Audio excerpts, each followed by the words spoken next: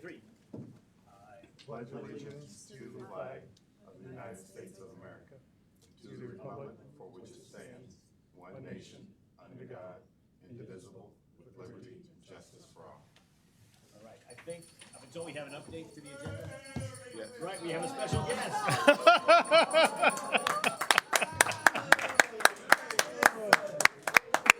everybody doing tonight?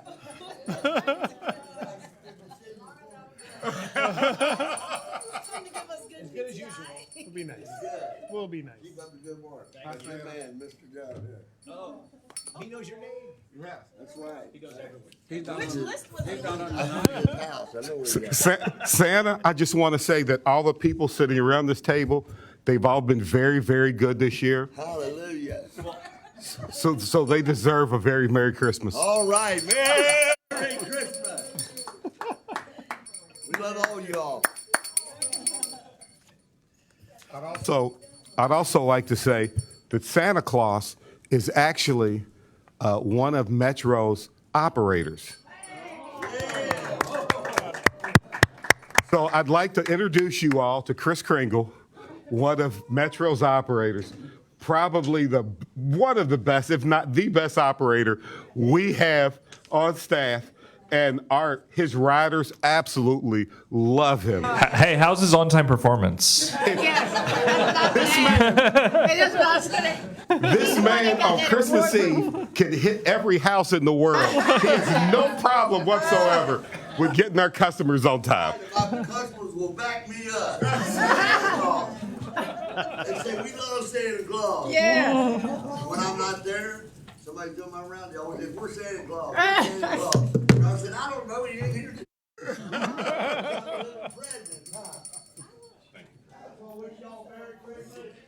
Merry Christmas. Merry Christmas. Thank you. To you too.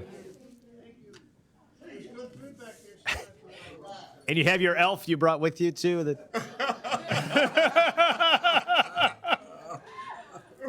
All right. There was no request for hearing from citizens when I came in. We're still blank. Okay. Let's see. I guess before we get too deep into things, I just wanted to say thanks for another great year. Right, ridership up.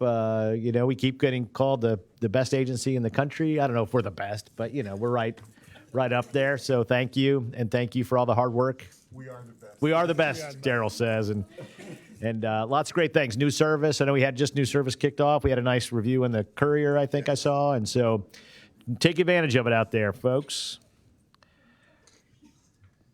All right, first action item. The board minutes from last meeting are up in front of you. Hopefully you had a chance to review them. Oh, you got your cool. Does everybody get a pair? There you go. Sorry, I got distracted by Gwen. Back to the action items. I move the approval of last board meeting minutes. Okay. Properly moved and seconded. Any comments, questions, concern? All right. All in favor, say aye. Aye. Any opposed, say right.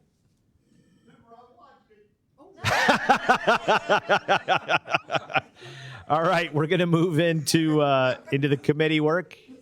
Sonia. All right, so for Finance Committee, we had the budget, the 2024 budget proposed to us. It went well. Everybody, I think, was pretty on board with everything. And Andy, would you like to go over it? Thank you. Thank you. As mentioned, we reviewed the 2024 operating and capital budget at the Finance Committee meeting last week. I'll provide you a even more brief overview tonight, and obviously open to answer any questions that you may have. If we go to the presentation tab there, thank you. On the second slide is the brief agenda that we'll cover tonight. The first is kind of explaining and reiterating our strategic budget priorities for 2024, putting those in context, and then also talking through the operating and capital budget. On the next slide, those priorities indeed are a continued focus on enhancing the transit network. What that means is growing service, right? More bus service for our community, both on the fixed route side and with Metro Now. continue to increase ridership. You know, that trend has been strong and in the positive direction for the last 3 years, and that is the continued plan in 2024. And also improving service quality, something we've talked about a lot in this room.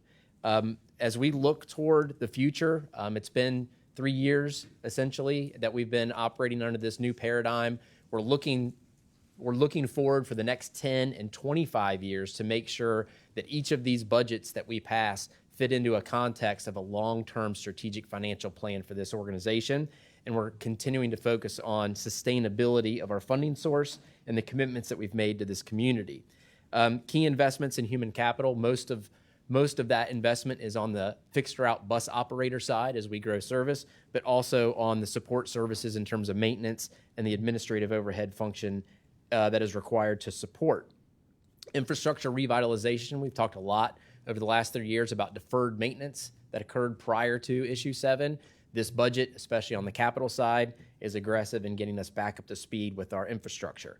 And then last but not least, an eye on the future with respect to our commitment to bus rapid transit. We'll go over the details there, but that is going to be a serious consideration in every budget that we do from this point forward. As we move into the top line expense summary, if we're to summarize what's before you this evening, a requested 4.8% increase in the 2024 budget when compared to the 2023 budget. The logical question is, how does that square up against the 2023 expense forecast? Where do we think we're going to end the year in 2023? Well, this budget is about 9.5% higher than the expected end of 2023. 2023 came in, as you know, under budget, mostly due to timing. As we've tried to grow our operator workforce, we didn't have as much service on the street as quickly as we had liked in 2023, so the overall expense was under budget in 23. When we think about that 9.5%, what is driving that? About half of that is new service. That's fixed route and Metro Now service that we're planning for 24. And about the other half is the CPI cost-related increases associated with inflation, wage increases, the medical insurance increase, and so on and so forth that we have to handle from a overhead and an administrative perspective. So the big picture that kind of sets the context for the budget. This is an increase in overall cost, but it's also an increase in service to the community. The operating budget, as we go to slide 6, we always talk about the assumptions that go into a budget. You know, a budget is a plan for the future year, so we have to make assumptions by nature. The ridership projections that you'll see that will drive revenue in this budget are based on increasing service, getting RIM, Reinventing Metro Phase 3 and 4 on the street throughout 2024. It also includes a full year of those 2 zones of Metro Now that we stood up in 2023, with some additional Metro Now zones coming at the end of 2024. We've seen continued growth in ridership on both access and our student population. We have a new budgeted contract rate for Hey, Andy, CPS. just high Yes, level, remind everybody what's in phase 3 and 4. What's the new, what additional services coming next year? In terms of fixed route bus service, Yeah. Haled would be the best person, or Steve, to do that. Hi. About 4 to 5 more cross towns. You're talking about, 50,000, 60,000 more operating Okay. service hours in both Wow. year 4, year 5. So that's big, right? We keep investing there. Yep. Thank you. I think you could have handled that, Andy. Yeah. But Steve does a good job. Steve does a very good job in answering service questions. We talked about, in terms of revenue, the CPS increased utilization from students, but also a new contract rate that was negotiated in 2023. Sales tax. When you look at the budget and you look at the P&L, sales tax is the number one revenue stream in our budget. We have, over the last few years, used the UC Economic Center forecast for the budget. You've seen in 2023 that number was very accurate. We're going to continue to use that forecast to estimate sales tax in 2024. You'll see as we go through the detail, there's a timing issue with respect to some of our federal funds. We received some 24 funds late 23, so they're not reflected in the 24 budget, but it's pretty much business as usual as it comes to our regular operating support for federal funds. The next side, when it comes to the operating budget, are the assumptions that we make on the expense side. From a wages and benefits perspective, we talked about a vacancy rate. As we work to fill our ranks, we budget for a certain amount of vacancy. That's tightened up over time. Medical rates, as you all approved at a prior meeting, have increased by about 10% for our medical and benefits program. We're increasing expenses related to the new service on the street. But on the positive side of the budget, we've seen operator overtime decrease. As we've added headcount to our fixed route operator rate, the high overtime numbers that we've seen are starting to decrease and get a little bit more into manageable levels, which is positive to the budget.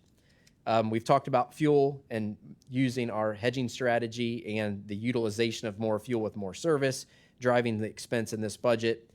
And then one note that we've talked about in pretty much every finance committee meeting in 2023 was parts and supplies. Parts are expensive. Supply chain has been difficult. We've been ahead of budget or unfavorable almost every month in 2023. We've done a projection and we've budgeted what we believe is accordingly for 2024. And then lastly, something that you've seen over the past few months and you'll see again tonight, we're taking an aggressive approach to our bus stops. The way they look, the way they're maintained, the way they feel, and those expenses are accounted for in this budget. So when we turn to page 9, again, this is the roll up, the full year P&L that you've seen in your packet. We're showing ridership increases by about 7.5%, corresponding fare revenue increases of around 7%. You'll see other revenue down slightly due to Butler County taking Route 42 back into their operation. County sales tax, the UC Economic Center is projecting a $6.7 million increase in sales tax in 2024. And you'll see, we've talked about this in Finance Committee as well, no more coronavirus era federal funds in 2024. Thank you. Landed it. So all of the ARP and ARP2 money is no longer, it has been pulled down through our system right now and has been used. So we do not see that it's not budgeted as a revenue stream in 2024, but other federal subsidies, as you can see, are. We've talked about the expense increases and that delta over projected actual. Net, when all of this comes down to the bottom line, we're projecting about a $2.3 million surplus in 2024. When we include the timing, if you will, of the federal subsidy that comes in of about $5 million that we received in 2023, the natural balance of this budget is around $7.5 million to the positive, which is right where we want to be thinking about the future. Before I move on to capital, any questions about the operating budget? Andy, that mic is very loud. Stop shouting. What'd you say? Stop shouting. At what point do we start to see more of the BRT federal subsidy fold into this? It's not in this budget yet. Great question. It's a great segue to the capital budget. Can I ask one question on this page before you get there then? Segued.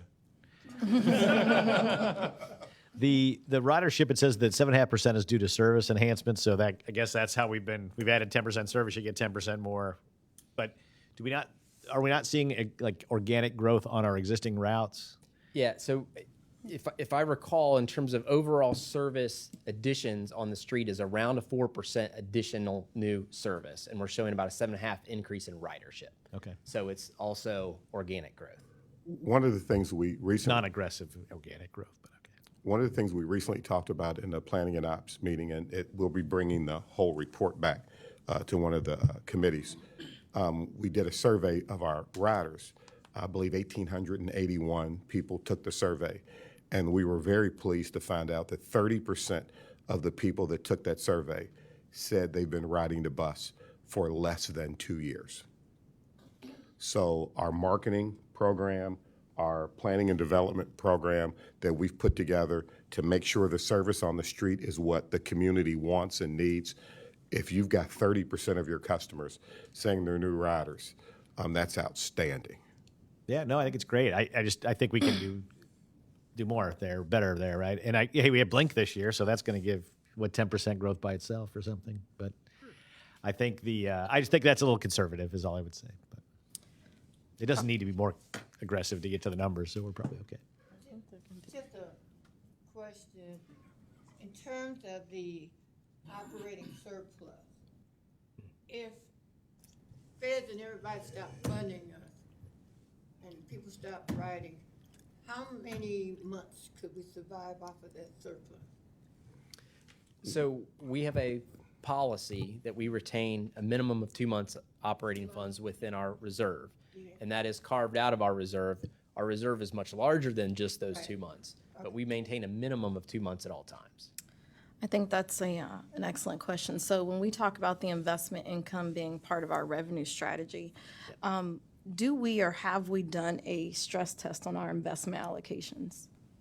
So And I'll when ask Kevin that's time. about that specifically when you refer to stress tests. So looking at how we're maximizing all the dollars from short-term liquidity all the way out to long-term at like 5 years and hitting those limits with the diversification of those dollars. I'm happy to answer that question. So what we've done is we've done a cash flow analysis, and we've looked at the next 5 years of what our capital spend is going to be. And when we get to the investment portion here, you will see we have moved dollars. We've used the strategy of earning income on the investment that we have based on our cash flow analysis and based on our expected capital spend over the next 5 years. So to answer your question, yes, we have done that, and we've recently moved a lot of that money that was in the overnight account to longer term investments to use that as a strategy for our income. Thank you. Great question. And just to note, we're limited in policy in terms of what types of investments we can make. Very conservative investments. So there's not a lot of, in terms of the resources that we're putting into our portfolio, they're very safe. And we do have a 5-year plan there. Other questions about the operating budget? We said, we said a policy a long time ago that we needed 2 months. And in this current environment, is 2 months of reality? I know you said, our other funds is gonna take us out longer, but do we need to change the policy to reflect how long we want us to be able to survive? Well, it's 2 months of total spend, right? So that's only if all of your revenue went away for everything. So I think the likelihood is that you would never get it. You wouldn't lose all your sources all at the same time, most probably. But fair enough. We talked about it before. Do we have enough money that we'd want to extend that? I think it's worthwhile discussion. Right, because it gives you time to say, whatever. Yeah. Other operating questions? Do you have? I mean, we can. Do you have a? Are you proposing something or just wanting us to think about it? Okay. Yeah. No, for sure. We've talked about it as we have these other monies. That's maybe a smart thing to do. But we're tight on expected capital outlays once you get past that 2 months. So. Okay. Moving on to slide 11, we look at our capital budget assumptions. The foundation of every public transit capital plan is the bus replacement plan, right? Our rolling stock is fundamental to what we do. And in this plan, we have fleet replacement for 24, and we have an ongoing plan to replace our most important assets, which are our vehicles. We continue to focus on facility infrastructure improvements, as we talked about before. And Mr. Metz, to your point, the first of 3 years of our commitment to the planning and development of BRT, if you remember, this board set aside $37 million for that effort. So the first of the 3-year planning cycle is captured in this capital budget. So there's $12 million in this capital budget for that first third of the work to be done. And Andy, yes. if I could, second most important, number one is our employees. Employees are our most important asset. Second most important asset are the vehicles. Put that in the notes. Got that. Absolutely. We continue to invest in technology. And then the other thing that is inherent in our capital budget is our capital budget is a snapshot, right? This looks at the current projects in the pipeline. As you all know, it often takes more than 12 months for a project to be approved, put on the capital list, scopes written, planning done, work through the process, then the design is done, and then it gets bid for construction. These are multi-year projects, but we set up the funding in 1-year snapshots, if you will. In the course of that, we're constantly applying for federal grants. federal, state grants that we can apply to this business. Anytime we're able to do that, that lessens the local burden and shifts the burden to our federal or state partners. So we don't know yet that we will be able to apply for and award federal grants for every capital item, but a lot of the capital items in here may transition from local funds to federal funds if we're successful at applications. If we look at the breakdown on page 13, you see the 2023 carryover capital budget is about $43 million. The 2024 capital budget is around 20. We talked about vehicle replacement. We talked about the first third of our planning and development for BRT. We talked about our commitment to better bus stops and signs.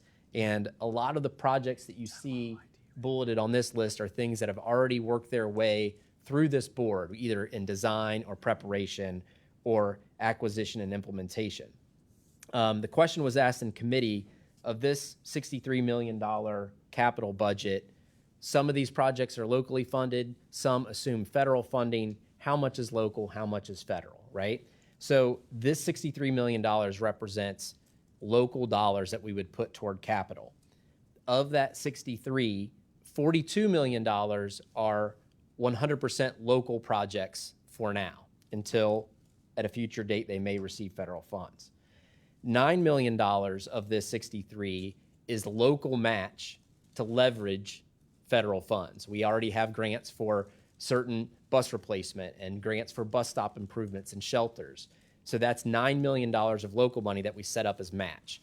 That $9 million will leverage about $36 million in federal funds. And then we have $12 million of local BRT that we know we can leverage at 70% to 30%, which will translate to about $28 million of federal funds. So when you net, we have about $63 million over the 2 years in local capital, and that is matched essentially with about $64 million in federal funds, reflective of the same projects. I think I followed that. Yes, sorry. 42 million is what you said were 100% local. Correct. Historically, of that number, how much?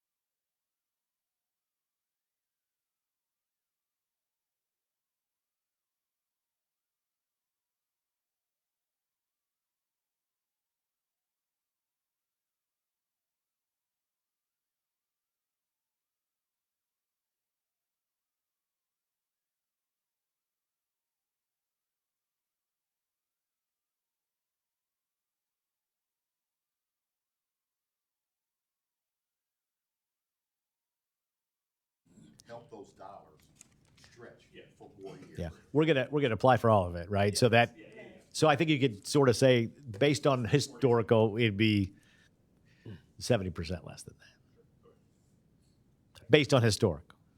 The other thing I want to make sure we point out is that the surplus from the operating budget goes to fund our capital budget, not just current year capital budget, but capital budget years out. That's where that $2.3 million surplus will then go into our capital budget to fund our capital budget. And I think we have some Partially fund we have our some capital. very large facilities coming up, right? Yes. And, you know, so we're kind of putting aside some stuff so that we can redo the garages and all that kind of thing. Thank you, Craig. Questions about capital? So turn to slide 14, and to wrap up this discussion, this budget advances our strategic agenda, right? The commitment that was made with issue 7 to improve service and to plan for and implement BRT is all incorporated in the balance of this budget. We continue to invest in our capital and our deferred maintenance, as was stated earlier, investment income is now part of our strategy, right? As we have been able to bank a reserve over the last 3 years that is being used as a revenue stream very intently and very carefully to make sure that we can fund future obligations. As mentioned before, bottom line, $2.3 million surplus, as Daryl mentioned, to fund capital. And then just to note, and you all see this every single month, we are setting aside the capital match for the $300 million BRT project, and that's a $90 million match that is set aside in our reserve and is still in place. And just wanted to make sure that that is underlined with respect to the proposal that you're looking at tonight. Other questions? And I think it's safe to say on the investment side, because this is great news, right? We know there was years when we got maybe $50, a month or something. So we know it's a short term for a couple of reasons. One is the reserves we have are going to go away when we spend the money. Correct. So we expect that to drop more to say that, call it $30 or $40 million on a sort of going basis based on the reserves that we know. And we can't count on interest rates being high forever either, right? So we know this is a little bit of a blip, which is back to the point of as we add $8 million for BRT, that goes down. It's good news right now, but it's not forever good news. We got to stay diligent, right? Did that make sense? Yes. Okay. And we have to grow the ridership. More than to 7.5%. offset that loss of the investment income to maintain that foundation. And I think it was bullet 2 on the first slide. All of the moving parts are coming together. We've got 22 years before the next levy. And the facilities, zero emission vehicles, all of that, we need every year and every bit of revenue we can get in here to achieve it. So it looks good now, but we have to be very careful. Yeah. But it shows like kids, 22 years is going to go like that, right? So, thank you. Is there a vote here? Yes. Yes, there is. Okay. So motion and second Did you want to move? voice vote and I move. Oh, do you want to? You're the chair. Yeah. You chair. Yeah. A second. All right. Properly moved and seconded. Any more questions, comments, concerns? so it is an action item. So we have to yay and nay Yeah. and voice vote. Oh, it's not roll call this one? I would have thought for this size, but okay. Me too. We should roll call it. Let's roll call it just for call fun. it. Yeah, there is a roll call. Okay. Ms. Baradon? Yes. Ms. Clark? Yes. Mr. Dreehouse? Yes. Mr. Etheridge? Yes. Mr. Harris? Mr. Hinton? Yes. Mr. Cassie? Yes. Mr. Metz? Yes. Want to thank. Ms. Robinson? Okay, thank you. Ms. Sheets? Yes. Mr. Smith? And Ms. Taylor? Yes. All right. Budget passes. Much easier than the years when we were saying how many routes are we cutting and that kind of thing. So great work to everybody and thank you. And I do want to say, particularly, I know this was a challenging process to go through with the loss of our CFO, and so thank you to the team that stepped up to do this. Kevin, Julie, Andy, team. So thank you.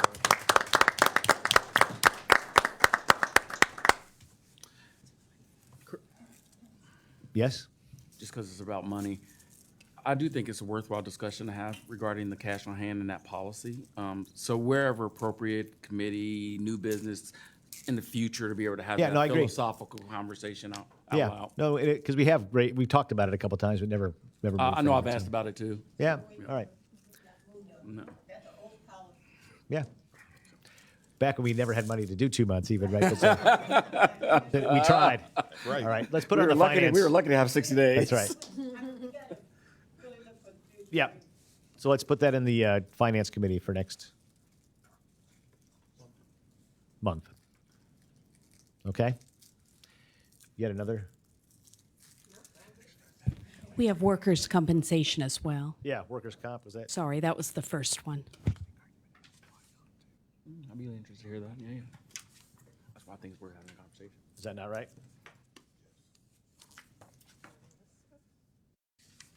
The workers' compensation. Yeah. Will you do workers' compensation? we have in front of you a action item and resolution to approve our 2024 workers' comp. We discussed this in committee. We are self-insured for workers' compensation, but we have a carrier for excess workers' comp in case needed. And the motion that was presented at committee was to approve the coverage for 2024 as it is presented in your action item. Can I ask just one question? I know it's going up by, what, 10% or something? Is that based on sort of the market, or do we have... We talked about that Sorry. previously. No, you're good. It's largely based off of the expected payroll amount. Okay. So as we've increased the number of operators we've had and the number of staff we've had, Yeah, so it's our internal stuff now. it's driven organically by that growth. Got it. Okay, thank you. I'll make a motion to approve. All right, properly moved and seconded. Any comments, questions, concerns? This is your wheelhouse insurance, man. Come on. We talked about it in committee. It was all good. All right, there you go. We'll need a voice vote as well. Ms. Bearden? Yes. Ms. Clark? Yes. Mr. Driehaus? Yes. Mr. Etheridge? Yes. Mr. Harris? Mr. Hinton? Yes. Mr. Cassie? Yes. Mr. Metz? Yes. Ms. Robinson? Yes. Ms. Sheets? Mr. Smith? And Ms. Taylor? Okay. Anything else exciting for the Finance Committee? That was it. All right. Okay, Blake? Well, we were certainly overshadowed by the Finance Committee. Yeah, 1,800 motions. But we held our own. That's true. We had many awards. I won't go through all of them. It's amazing. I understand the staff is having trouble with their calendars because there are award receptions on the same night. Exactly. Good job. Yeah. You guys are What award did we amazing. receive today? Including we have an $8 million award from OKI for buses. So that's exciting. That is a little ways out, zero emission electric BRT, but still, great job. $8 million. I think Santa was watching because we also talked a lot about all the great work that staff is doing out in the community. Many, many different projects. And I think you've all seen it, from the stuff, the bus to the classroom, that kind of stuff. So good job with that. We did learn that we have a new service, which is a ice slide down at the banks. And we are expecting ridership numbers next month for that. So we're talking about ridership increase. I look forward to those numbers. On the performance data, ridership is down, which is in line with trend for the month with holidays. So I don't think too much to be concerned about there. OTP, slight improvement, but not as improving as much. Again, holidays, other factors there. Missed trips also up slightly. The large missed trip day, I think, was the day after Thanksgiving, which moved the numbers considerably. But the story has been good. It's been all working with numbers going down, more drivers, some OTP challenges. Was that a free there. day? But Fair free day, too? Yeah, that's not good. So we got to keep our eyes on that. We had a great briefing on bus stops, more than just bus stops, but everything that we're doing about bus stops and ridership improvements. We're doing maintenance, we're doing design, we're adding amenities, and this is all targeted at increasing rider experience. We do have several action items, and I think the first one on the agenda is the lease agreement with TKG Coleraine Town Center. This is a turnaround up in Coleraine. I'm not sure we need any discussion or commentary on this. I thought we had put this on the consent agenda, but it's off. So let's just deal with it, and then we can deal with the consent agenda, and then we have one other item. So I would move the approval of 2023-66, the lease agreement with TKG Coleraine Town Center. All right, properly moved and seconded. Any questions, comments, concerns? Ms. Beardon? Yes. Ms. Clark? Yes. Mr. Dreehouse? Yes. Mr. Etheridge? Yes. Mr. Harris? Yes. Mr. Hinton? Yes. Mr. Cassie? Yes. Mr. Metz? Ms. Robinson? Ms. Sheets? Mr. Smith? And Ms. Taylor. With your discretion, I'm going to jump to the Yep. consent agenda, and then we can deal with the last item. So the consent agenda. Consent agenda. Yeah, he's gonna come back to it. Yeah, we'll come back to that one. Let's just get the consent agenda done. So the first on there is the approval of the sales office lease. This is the sales office down by Government Square. This is for 5 years and $193,000. I hope you've been there. I've been there many times to get writer information. The next one is an interesting one. So this is retail electricity supply for the next 5 years, and that is $8 million. And this is a change in how we acquire electricity. So it is a brokerage agreement, and they will be kind of 1-year agreements to go out and get the electricity we need. In committee, we did talk about some electrical cost savings we could, because that is a large dollar, but we are a large operation.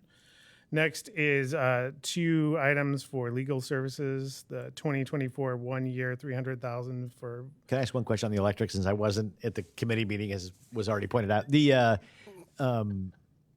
If we go to EV, this is separate, right? Yes. Okay. So probably a significant increase. Yeah. in Which we'd come back to the board for. Yep. Yeah, and if we have some facility changes and all that, it's likely that we would be talking about this. The other 2 were for legal services, Boyce for $300,000 and Dinsmore for $400,000. All right, so I would move the consent agenda items. I'll second. Thank you, Dan. They're having a power discussion. Sorry, no. over there.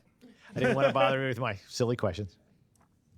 Been moved and Probably seconded. moved. All right, moved and seconded. Any comments, questions, concerns, other than the ones I was expressing to Daryl? Ms. Beardon? Ms. Beardon? Yes. Ms. Clark? Yes. Mr. Dreehouse? Yes. Mr. Etheridge? Yes. Mr. Harris? Yes. Mr. Hinton? Yes. Mr. Cassie? Yes. Mr. Metz? Yes. Ms. Robinson? Ms. Sheets? Mr. Smith? Yes. And Ms. Taylor. Yes.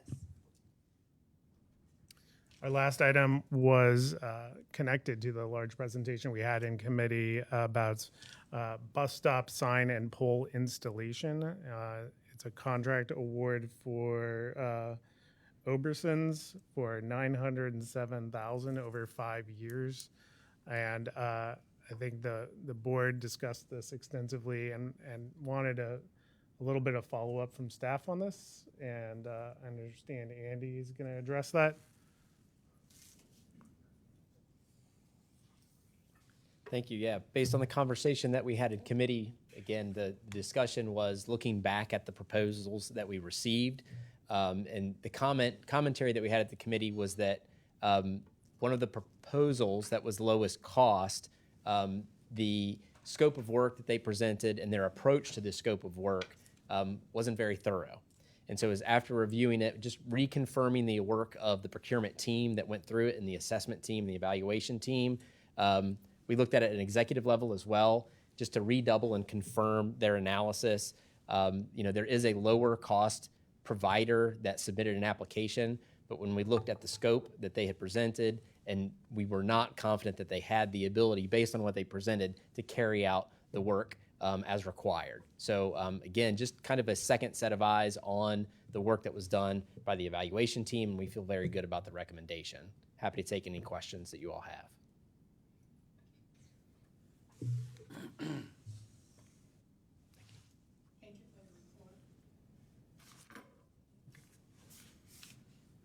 All right.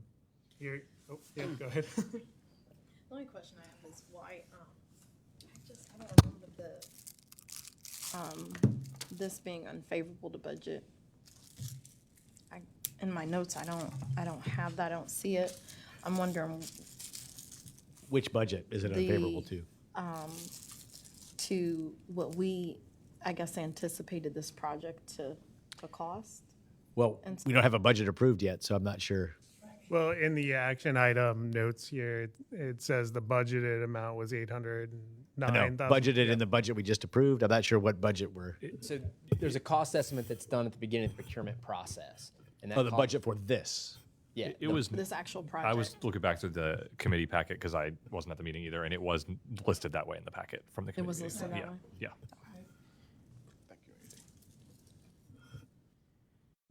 Any other questions? I'll just say broadly, I think I was the one who asked for the presentation on all the different moving pieces. I wasn't here for it, but I have looked at it, and I'm glad that you guys had robust conversation, and I appreciated it. So thank you to the staff. Okay, then, yeah. Yeah, it was great. It was good. This is an important strategic procurement Yeah. for what we're doing, so it's worth giving it a lot of attention. My main, and I'll stop at this because I know we're voting on that, is just making sure that gets embedded into all of our local government partners and all of our sort of like neighborhood fabric so that folks know how to engage with us for all the services we're going to start providing, and it's not us operating on an island and everyone trying to figure out how to use it. So I know that's important to staff too, but that's my key priority. I'll move that we approve, 2023-68, the bus stop sign and pole installation. I second it. All right, properly moved and seconded. I know I missed the exciting conversations. I appreciate the follow-up, Pete. I investigated this one too. It's almost like we were bidding on different work, right? So, but with that in mind, Ms. Beardown? Yes. Ms. Clark? Yes. Mr. Dreehouse? Yes. Mr. Etheridge? Yes. Mr. Harris? Yes. Mr. Hinton? Yes. Mr. Cassie? yes. Mr. Metz? Yes. Ms. Robinson? Yes. Ms. Sheets? Mr. Smith? Yes. And And that's all from planning and All ops. right, yeah, great. And I think it is, I will reiterate your comment that it's great to see the staff and the team out and the public doing all the great things. And such a key part of why Metro is so well thought of is the folks that work here. So thank you to everyone. Thank you, Blake. Andy, you going to take us through the financial results? Sure you've heard more than enough from me tonight, but I'll be very brief. Never enough Andy. We always say that. And we always present our monthly financial results to the board, and we'll go over those very quickly this evening. On page 4, we show you our expense profile. There we go. November, given the holiday, we had lower passenger revenue as expected, but that lower than October as expected, but actually higher than budgeted. So we actually had more ridership and more revenue than planned in November, although it was a slight dip from October, and that's largely driven by the November holidays. As we turn to the next slide, we get a look at our expense profile. Again, very similar to what we've seen over the entire year. We have a little bit more expense on the wages fringes side. A lot of that is also driven by holiday pay that comes in November with Thanksgiving. We move to the next slide. In the summary, our total revenue was favorable to budget by $940,000. Our expenses were favorable to budget by $273,000.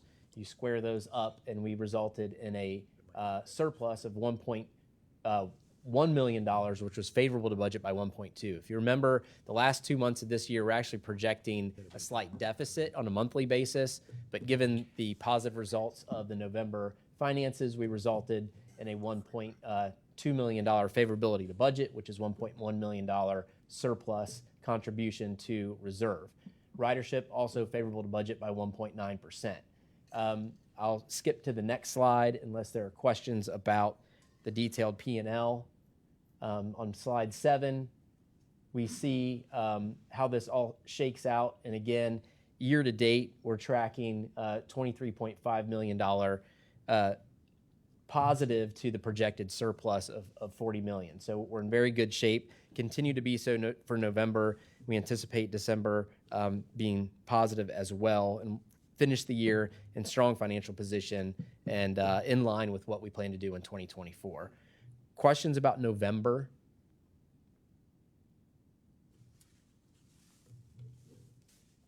Right. Thank you.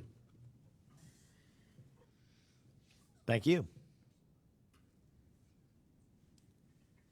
Okay. Let's see, moving along. Daryl Haley, our CEO, will now present Metro on the Move. Thank you. You all got to meet Santa today. We spent a lot of time today on the square saying thank you to our riders and Santa giving our riders little gifts. We really had a good time down on the square today with Santa. The Mary Mary Metro bus is back.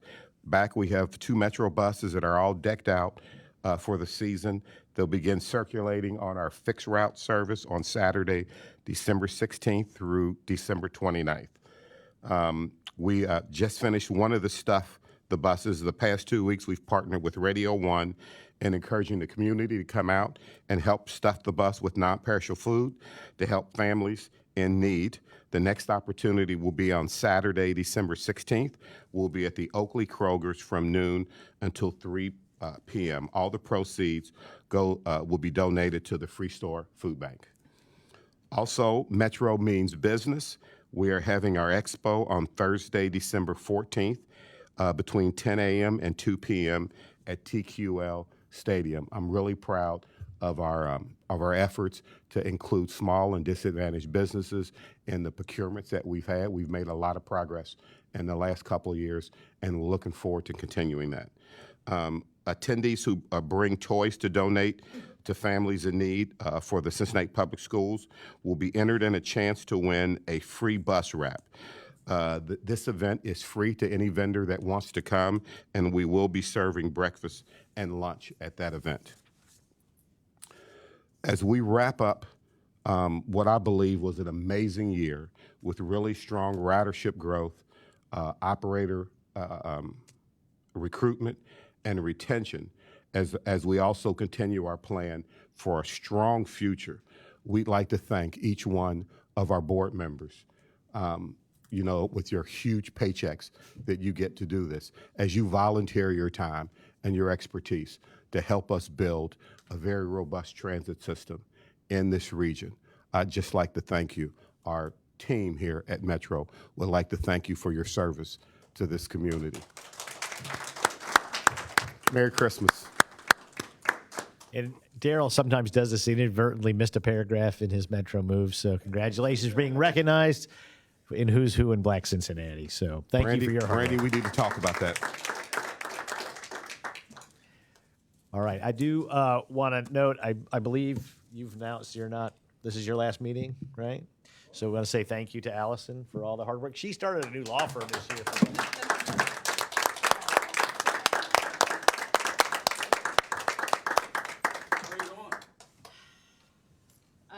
Free time. I don't even know yet. Somewhere on the bus. Somewhere on the bus. I do just want to say quickly, and I won't keep everyone. I think I'm the only thing standing between right now and adjournment. I'm on a fast, so it doesn't matter. Oh, okay. I do want to say I'm very sad, but yes, I started a new law firm this year, and that it turns out is a time-consuming thing to do.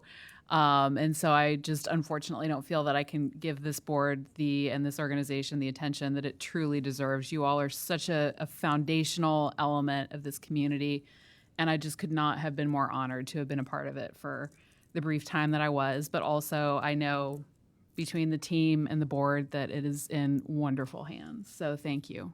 Well, thank you for your service, Vice Chair, and all those. So thank you. All right. Before we close out, Yep. In our last meeting, we had a pretty lengthy discussion about doing business with minority contractors. I think that was pretty well there about Chelsea and Gwen. And I didn't really want to give my 2 cents on that, but I did agree with what they were saying. But the question became, how much do we spend with minority contractors? And I believe the answer was $8 million. We did $8 million last year, or we've done $8 million so far this year. I can't remember. But my point is, how much of that $8 million? I mean, what was the percentage of the total spend? you know, how much did we spend totally and what does the 8% represent? We can get that information for you. What I can tell you is in 2022, our $4.3 million spend was 26% of our total spend, which is huge. Yeah. And we'll get that number for you for this year as we close out this year. So last year it was 4.3 million, which was 26% of our total spend. We had a bigger total spend this year because we had a lot more federal projects, but we'll get you the total percentage. And I believe you're going to be really happy. The percentage to me is more important than. But that, what is that? number. What's included in that 26% of what? Because we know where our total spending is. Contract. Okay. Our effective participation rate for 2022 was about 24.5%, 25%. We calculate that by determining how many of the contracts that we awarded throughout the course of the year had an opportunity for subcontracting, and then how many of those contracts actually had participation by XBE vendors. Yeah. This we have year, things like, buying buses. You can only buy. There's only a couple. So I think we're excluding some of those kind of spends. Well, we're excluding contracts that were awarded under sole source conditions where there was no competition. That represents a relatively large amount of our addressable spend. The addressable spend for the organization as a whole represents only about 25% of our overall budget. Everything else in that budget is wrapped up in capital items that haven't been spent yet, and then labor, fringe, and those types of things that are non-addressable spend. This year, that percentage is a little closer to about 18%. The effective rate is about 18%. I want to, I'm glad you brought that up. And because of time, I think it's important that we talk about the history of getting here. This has been a horse I've been riding for how many years? And I think we need to set a percentage goal. And I also I'm hoping that we can put language in our contract, especially for when the majority contractors have the opportunity for sole sourcing, that they also have a relationship with diverse and minority vendors. And that's some language I always get pushed back on, that we, but I think that to really be truly diverse, and I'm real proud of where you come from, is to ensure that the majority contractors and the sole source contractors understand our vision and our mission and our values. The reason I bring that up is because, the city started economic inclusion department some years ago. Unfortunately, they made me the chair. And, I know a little bit about the gospel, Matthew, Mark, Luke, and John. Yeah. But anyway, at that time, the city was only doing less than 2% of business with minority contractors. And so when you hear the number, that sounds good. We spend so many millions, but when you hear the percentage, it really brings it to light as to what is really going on. And so that's why I really want to know what the percentage is. Not and it's the right question. I just want to make sure you realize it wasn't like, if we're not, I like to be completely open to all the numbers, right? So there's some part of the spend that's separated from that calculation because there's no opportunity. There's only one, there's only so many people make buses, things like that. So I think we've made great progress. The percentages are great from what we're doing. We're thrilled with the team, really wanting to, but there's more opportunity out there, right? Yeah, we come less than 2%. Yeah, we were way at the bottom. And Gwen, so much of that is your leadership. So thank you. And one of the key things from that leadership is that we purchased some software that would help us better understand this, right? Mm-hmm. And so that's why these questions need to come from everybody, because I think that software makes it so we can answer the questions thoroughly. And we should have that presentation. We should wrap up this current year at the beginning of next year and do a full analysis of it. Yeah. Let me just say one final summation to what Blake is saying. And that is, I've been riding this horse for a long time, what has happened though in this long time, what hadn't happened, you got board leadership that is committed to it. You also have members of this board that's committed to diversity. And you also showed your commitment, Daryl, by hiring a staff, a team that is committed. So when I first got on the horse, I was kept falling off. They didn't tell me supposed to strap, you know. You might have been getting elbowed. But We're now, a bus company. Can you ride the yeah. bus instead? Oh, yeah. I'm gonna take the little metro. Yeah, you were van. driving the bus and there was no one on it. Now there's one. But she was but Lisa at the that's front what it of the takes bus. to get, you know, when you talk about your committee, that's what it takes. I mean, you can have lip service all day long, but the action behind it. And so when I first started talking about it, I could see the like, oh my God, here she comes again. But now I'm comfortable because you're committed to it. Absolutely.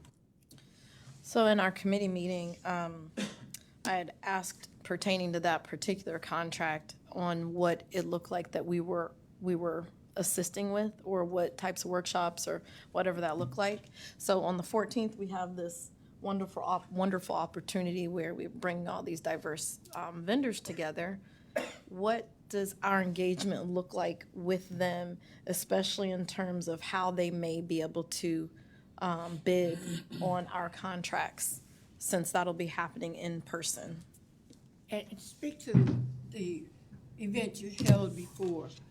Sure. The event coming up on the 14th is it's a large networking event where XBE vendors and large prime vendors can come together and have conversations with local buying agencies throughout the region, getting an idea of what types of opportunities are coming up in the areas of specialty that those particular business owners have.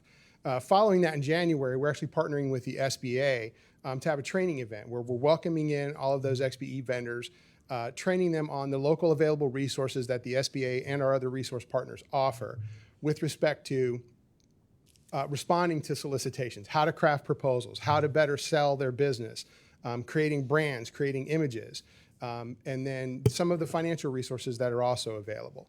That's the type of information that we convey out to the business community probably 4 or 5 times a year, where we actually bring them together, teach them how to access the resources that are available to them in half of those training sessions. And then the other half of those training sessions are teaching them how to get certified as XBE vendors, and then how to register to do business with the different buying agencies in the region, metro, city, county, those types of agencies. So throughout the course of a year, we're taking them from this is just how you improve your business, irrespective of who you're doing business with, to this is how you improve your opportunity and your chances to do business with Metro and other public entities. Since and we started that process this January? No, ma'am, we started that process back in 2022. Okay, so either since January 2022 or especially January 2023, what are we looking at in terms of how those folks have graduated? And, you know, we didn't just ask them to dance, but now we're dancing with them. What does that look like? Sure. out of that group? The only metric that I can turn to show that improvement is in 2019, we had XBE contracts that totaled around $70,000 to 4 vendors. In FY23, we'll have $8.4 million worth of contracts to more than 40 XBE vendors. So I can't say specifically that our efforts have improved a specific vendor's opportunity for success relative to what they tried for in the past, but our outreach efforts have generated a lot more competition among the XBE vendor community. They have, and I applaud that work. That's been absolutely phenomenal. I would suggest that perhaps we start to track some of that, because what we're able to do directly too, I think is a good narrative as well. You know, you have someone coming in that's not even certified, and then they're certified, and now they've perhaps successfully, submitted something that will go into contract with. It is a really nice thing, and I just would love to see just that numbers. But there's no doubt that the net that's been cast has actually. Our departmental roadmap for procurement in 2024 and beyond is to develop success metrics for how we can measure the impact that our outreach efforts have had to do exactly what you're kind of speaking to. How did they improve their overall opportunities? Have they bid in the past, and were they successful or unsuccessful? And not just with Metro, but with other public agencies as well. Okay, thank you. Thanks, John. Thanks. Good question. Good dialogue, right? And it's this dialogue that's led to this improvement over the years, right? And hopefully more to come. Any other new New business? All right. Happy holidays, everyone. Happy holidays. Be safe. You throwing a party? Our rooftop deck is still being under construction. We're having it at Pete's